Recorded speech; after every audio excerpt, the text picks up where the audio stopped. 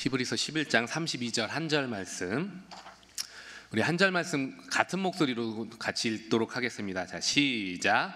내가 무슨 말을 더 하리요? 기드온, 바락, 삼손, 입다, 다윗 및 사무엘과 선지자들의 말하려면 내게 시간이 부족하리로다. 아멘.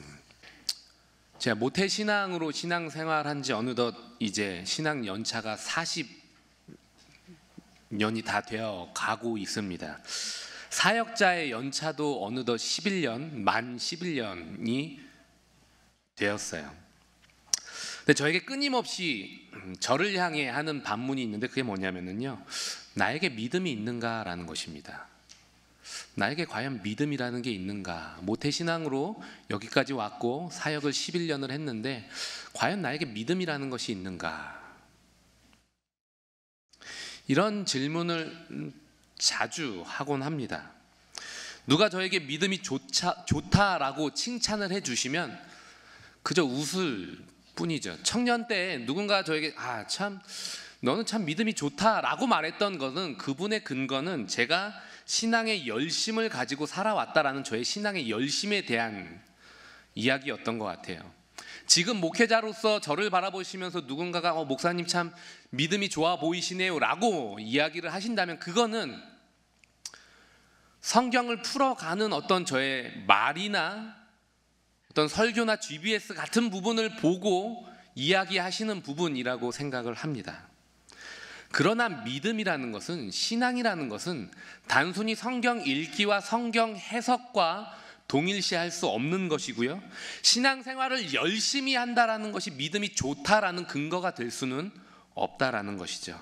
그래서 제 안에는 그런 말을 들을 때마다 오히려 더 자괴감이 들 때가 있습니다. 나는 신앙이 좋지 않은데, 나는 믿음이 좋다라고 생각하지 않는데, 그렇다고 해서 저는 믿음이 좋지 않아요 라고 말할 만큼의 믿음도 없다라는 것이죠. 믿음이 있는 것처럼 그냥 웃고 돌아와서 자책하는 부분들이 저에게 있다라는 것입니다. 여러분에겐 믿음이 있습니까? 믿음이라는 것이 여러분들의 중심에 있다라고 자신 있게 말씀하실 수 있습니까? 여러분들은 믿음으로 살아가고 있다라고 자신 있게 자신을 향해, 다른 사람이 아니라 자기 자신에게 나는 믿음으로 살아가고 있다 라고 말씀하실 수 있습니까? 오늘 우리가 받아들이는 히브리서 11장은 믿음으로 이 땅을 살아간 수많은 사람들을 열거해 놓고 있어요. 그래서 저는 히브리서 11장을 읽을 때마다 더 작아지는 저를 발견하게 됩니다. 믿음으로 아브라함은 100세에 얻은 아들을 하나님께 바쳤는데, 저는 저에게는 무려 아이가 3명이나 있음에도 불구하고 1명도 바칠 믿음이 없어요. 바치라고 한다면 저는 그래도 첫째 너는 8살이라도 살았으니까 네가 바쳐야 돼, 이럴 믿음이 없어요. 저는 하나님 아무리 그래도 아이를 달라는 건 너무하신 거 아닙니까? 잔인한 하나님 아닙니까? 라고 저는 반문을 하지, 믿음으로 네 알겠습니다 라고 말할 저는 믿음이 저에겐 지금 눈꼽만큼도 없어요. 정말 하나도 없어요.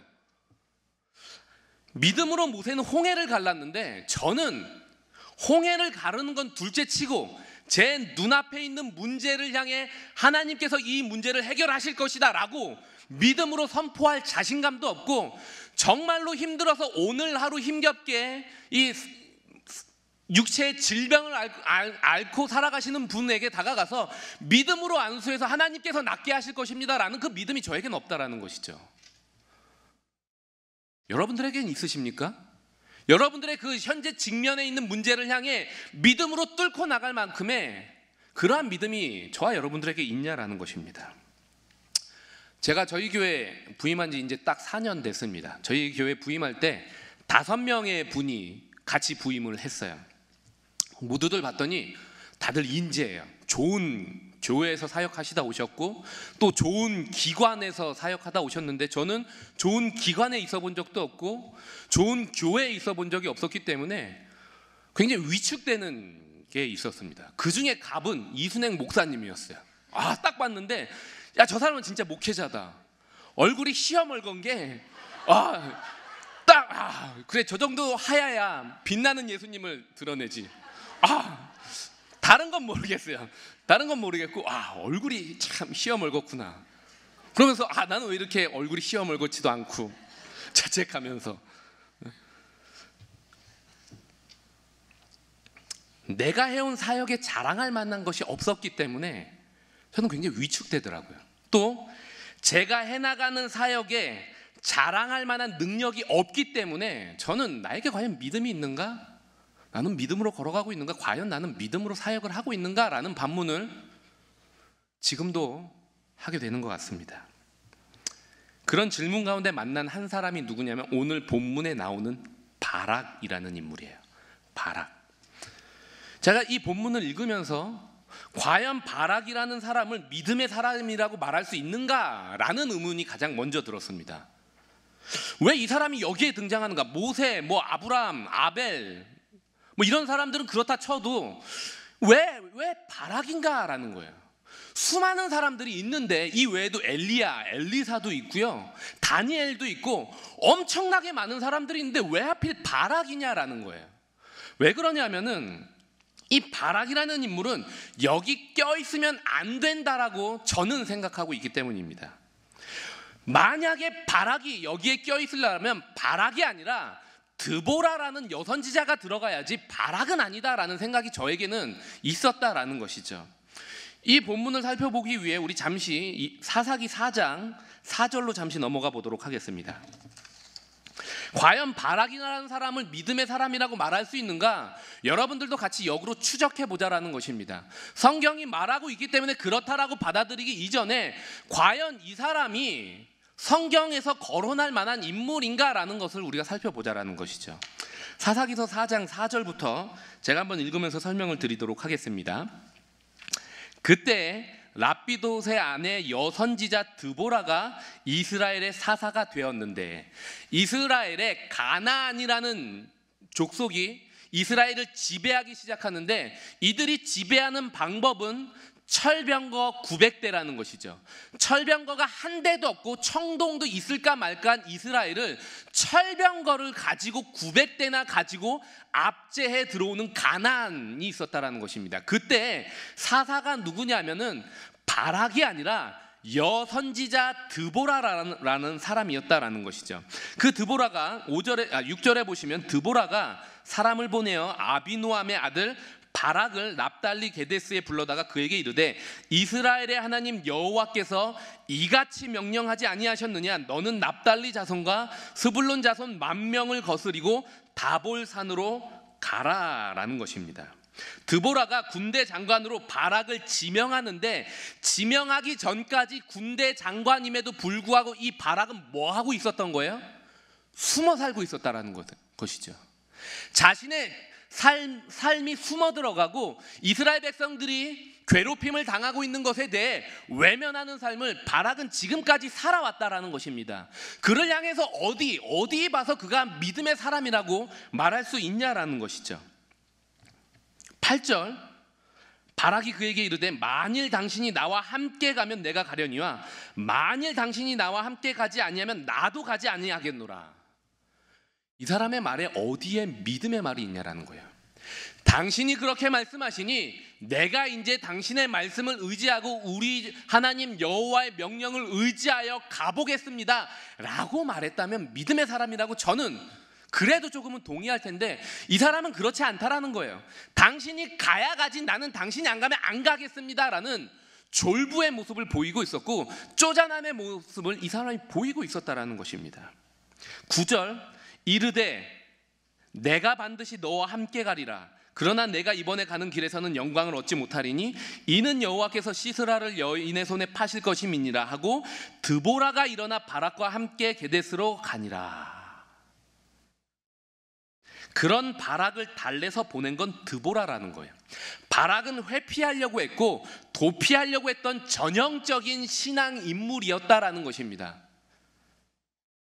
그런데 성경은 그를 부추겨서 그를 나가게 한 드보라를 믿음의 사람이라고 말하지 않고 도피와 회피 가운데 있어서 어쩔 수 없이 뒷공문이 쫓아갔던 사람을 믿음의 사람이다라고 성경에 말하며 지금도 우리에게 바락을 봐라, 바락을 보고 믿음으로 걸어가라 라고 말한다라는 것이죠.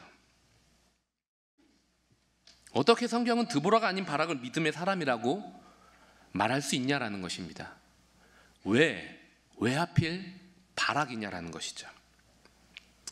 그런데 가만히 이 바락의 모습을 보면은요, 이 시대에 바락과 같은 모습으로 살아가는 성도들의 모습이 너무나도 많아요. 어떤 모습이냐면은 믿음이 아니라 도피와 회피의 방식으로 자신의 삶을 살아가는 사람들이 참으로 많다라는 것입니다. 이 시대의 가장 큰 종교는 무신론입니다. 무신론은 이미 절반 이상을 뛰어넘었어요. 근데 이 무신론자들은 이렇게 말합니다. 종교는 사회적인 집단을 형성하여서 멸종하지 않기 위해 만든 허구의 이야기일 뿐이다라는 거예요. 멸종하지 않기 위해 사회 집단을 만들어야 되는데 이 사회 집단을 만들기 위해 종교라는 허구를 만들었다라는 것이죠. 그래서 그리스도인들을 향해서 뭐라 그러냐면 그리스도인들은 신을 만들어내서 그 뒤에 숨고 있는 겁쟁이들이라고 말을 한다라는 것이죠. 비겁한 무리들이라고 우리를 향해 질타합니다. 여러분들은 이 말에 대해 어떻게 생각합니까? 저는 제 개인적으로 볼 때, 제 개인적인 삶을 놓고 볼 때 그들의 말은 일부분은 합리적인 질타라고 저는 생각을 합니다. 너무 많은 그리스도인들이 믿음이라는 형식을 취해서 도피나 회피의 삶을 살아가고 있고요, 믿음을 도피나 회피 정도로 격화시키는 삶을 신앙이라는 이름으로 살아가고 있다는 것입니다. 이 도피라는 것은 뭐냐면요, 혐오 자극을 감소시키거나 제거하는 반응을 획득하는 것을 도피라 그래요. 지금 굉장히 혐오스러운 상황 가운데 있는데, 굉장히 고통스러운 상황 가운데 있는데 이것을 감소시키고 제거하기 위해서 할 수 있는 방법이 뭐냐면 도피라는 거예요. 근데 이 도피의 방법을 그리스도인들이 신앙, 믿음이라는 이름으로 취한다라는 것입니다. 제가 고등학교 고입시험, 요즘에 대입시험인데 저는 고입시험 때가 기억이 납니다. 고입시험 전날에 너무나도 많은 스트레스를 받았어요. 내 고등학교를 떨어지면 어떡하지? 내 고등학교를 떨어지면 어떡하지? 너무 스트레스를 받아갖고 저녁 10시에 응급실에 실려갔어요. 제가 그때 분당에 살았었는데 저희 집이 어디지? 오리역에 있는 데였고, 거기 제가 살 때는 분당에 이제 병원들이 차병원 하나밖에 없었기 때문에 거기서 20분인가 30분을 차를 타고 차병원에 갔어요. 왜 이렇게 애가 배가 아픈지 모르겠습니다. 너무 배가 아파요. 정말 죽을 것 같이 아팠거든요. 딱 보시더니 스트레스성 신경질환입니다. 그러더니 관장을 하시더라고요. 치욕을 당하고 왔어요. 치욕을 당하고. 저는 너무 불안해서 그 순간에 기도를 했어요. 하나님, 붙게 하여 떨어지면 정말 개망신 아닙니까? 대학교도 아니고 고등학교를 떨어지면 정말로 창피할 텐데 하나님, 이거 떨어지면 안 됩니다. 기도했는데 저는 그 시간에 기도를 해야 되는 게 아니라 공부를 하거나 아니면은 시험을 볼 수 있는 삶을 준비를 해야 되는데, 저는 기도한다라고 얘기하면서 뭘 했냐 하면은 그 극심한 스트레스와 극심한 어떠한 그 상황을 기도의 자리로 도피해 갔다라는 것이죠. 우리가 이럴 때가 참 많다라는 거예요. 시험 볼 때, 어떤 극명한 문제에 부딪힐 때 우리는 그 문제를 어떻게 해결할까, 어떻게 뚫고 나갈까 보다는 그 순간에 내가 감당할 수 없어서, 감당하기 싫어서 그 순간을 도피하기 위해 하나님 알아서 해주십시오라고 하나님께 맡겨서 마치 하나님이 나에게 이 상황을 허락하지 않으신 것처럼 만들어 버리거나, 아니면 자신이 행해야 되는 몫을 취하지 않고 마치 믿음으로 나는 기도했는데 왜 안 주십니까? 라는 식으로 한탄할 때가 많이 있다라는 것입니다. 또 하나 등장하는 게 뭐냐면은 도피와 조금은 다른데 회피라는 거예요. 도피는 현재적인 상황으로부터의 도망이라면 회피는 다가올 상황에 대한 도망이라는 것입니다.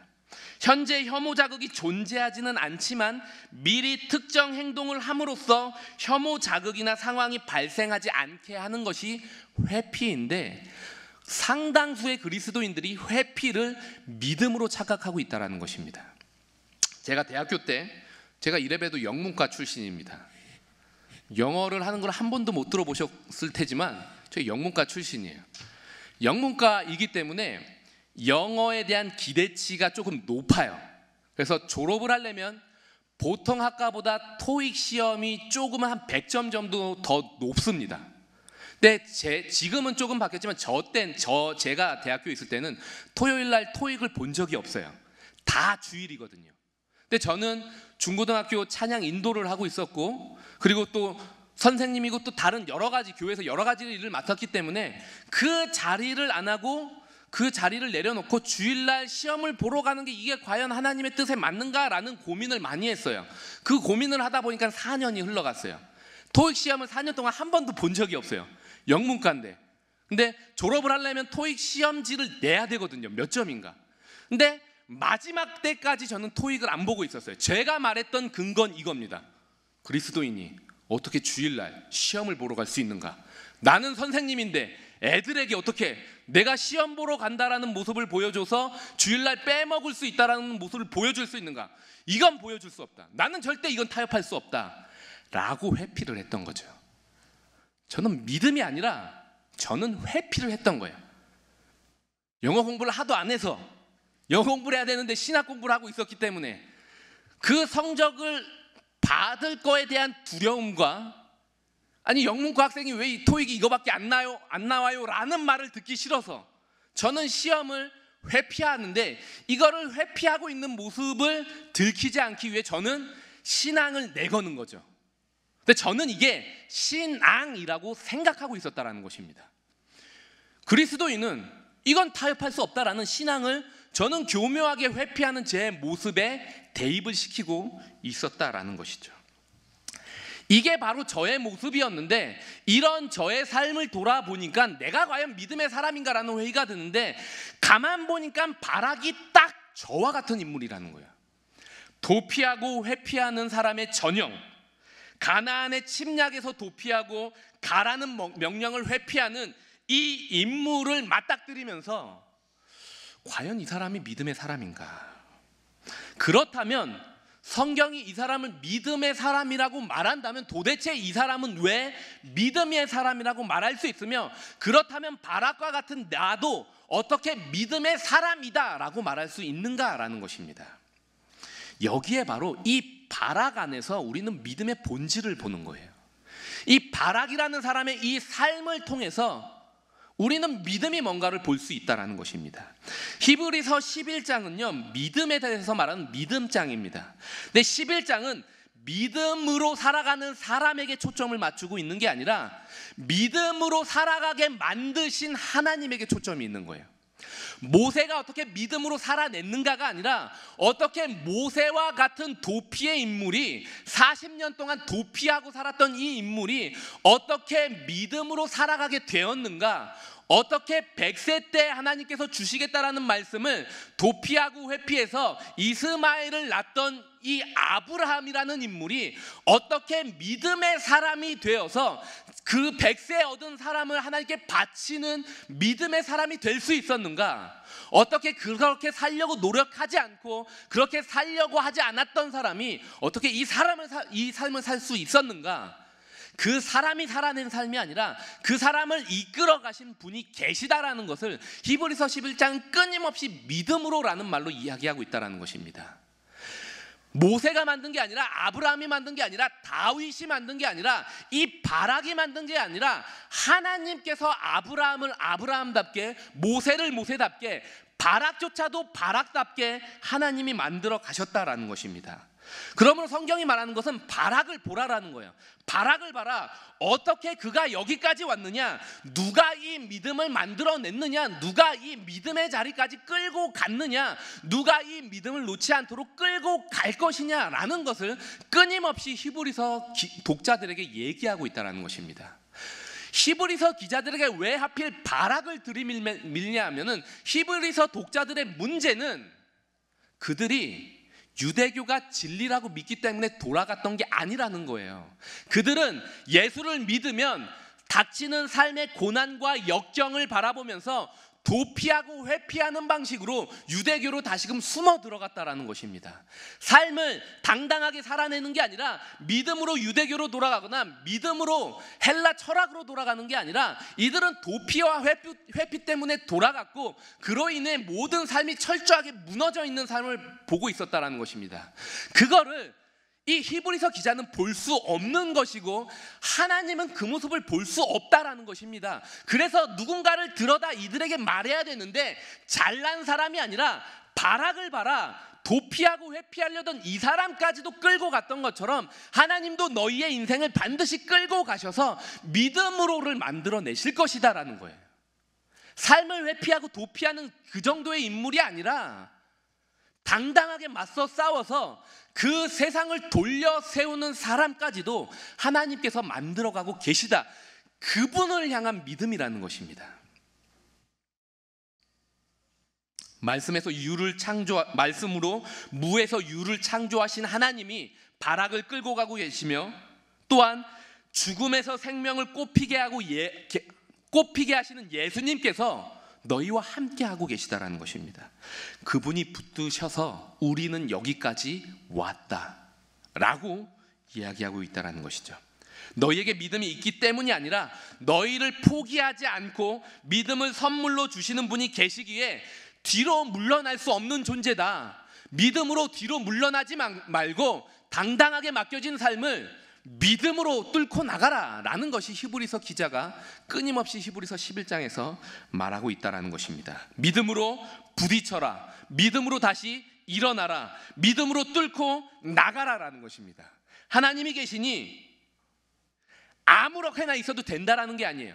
하나님께서 믿음을 만들어내셨으니 하나님이 알아서 하실 것이니까 가만히 있어라가 아니라 도피하고 회피하려는 너희를 여기까지 끌고 오셨다면 이제 우리가 살아내야 되는 믿음의 몫이 있다라는 것입니다. 그 믿음의 몫을 붙들고 삶을 향해 뛰어들라라고 히브리서 기자는 말하고 있다라는 것이죠. 이 히브리서를 오늘 우리가 읽어야 하는 이유가 바로 여기에 있는 것입니다. 이 시대는 절망적인 상황을 도피하고 회피하는 세대라고 말할 수 있지 않을까라는 생각이 조심스럽게 듭니다. 여러분들은 왜 대학교를 들어가셨습니까? 뚜렷한 목적이 있기 때문입니까? 아니면 도피나 회피이진 않습니까? 우리가 직장을 구하는 것은 무엇입니까? 우리가 연애와 결혼이라는 것 또한 어떤 자세로 임하고 있냐라는 것이에요. 도피하거나 회피하는 자리로 그런 건 안 해도 돼.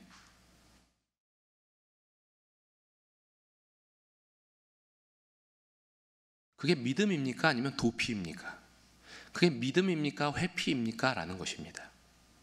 저는 대학에 대해서도 직장에 대해서도 연애에 대해서도 결혼에 대해서도 늘 항상 도피와 회피라는 방법을 택했습니다.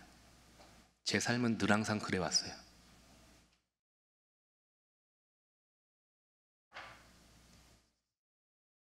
그런데 신기한 건 어떻게 여기까지 왔냐라는 것입니다. 도피와 회피를 택했던 내가 어떻게 여기까지 와 있냐라는 것이에요. 교묘하게 신앙생활에 숨어 현실을 도피하고 회피하려는 나를 놓지 않는 그분이 내 인생 가운데서 살고 계시다라는 것입니다. 그래서 내 안에 없던 믿음을 하나씩 만들어 가신다라는 거예요. 누군가가 저에게 목사님은 믿음이 많습니까? 도피와 회피가 많습니까? 라고 물어본다면 저는 부끄럽지만 믿음보다 도피와 회피가 아직까지도 많다라고 말할 수밖에 없어요.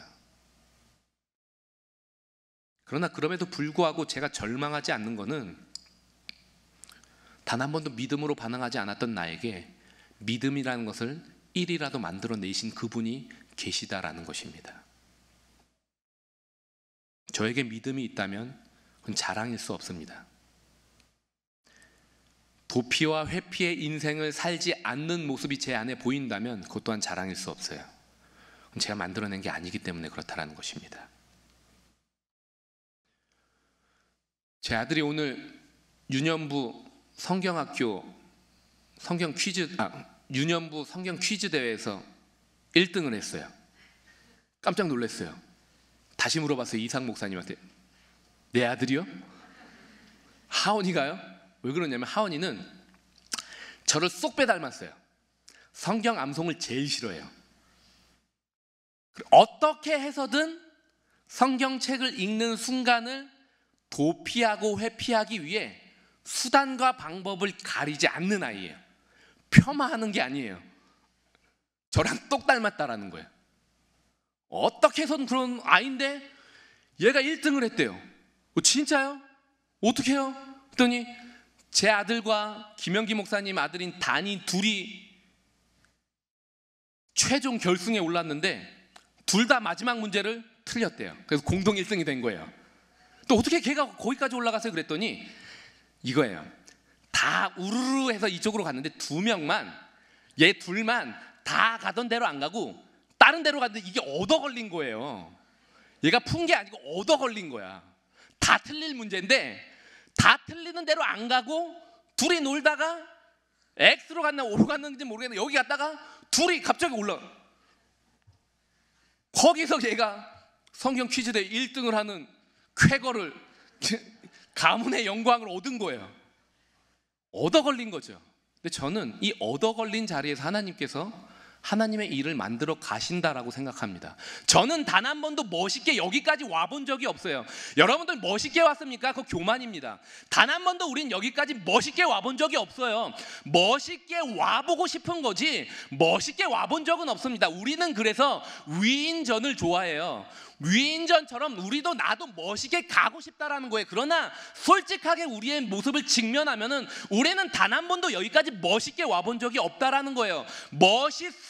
그냥 우리의 삶을 멋있게 치장하는 거죠. 멋있지 않았던 삶이 멋있어 보이고 싶어서 그러지 않는 삶을 교묘하게 치장하고 있는 것입니다.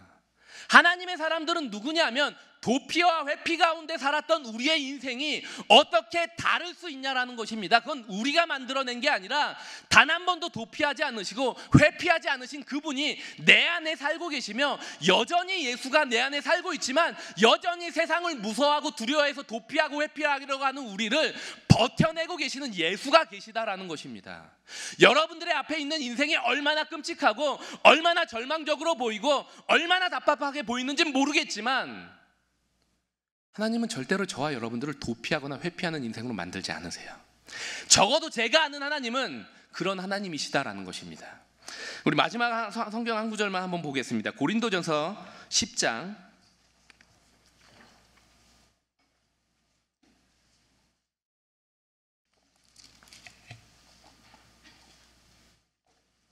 고린도전서 10장 12절.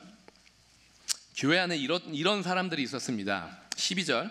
그런즉 선줄로 생각하는 자는 넘어질까 조심하라.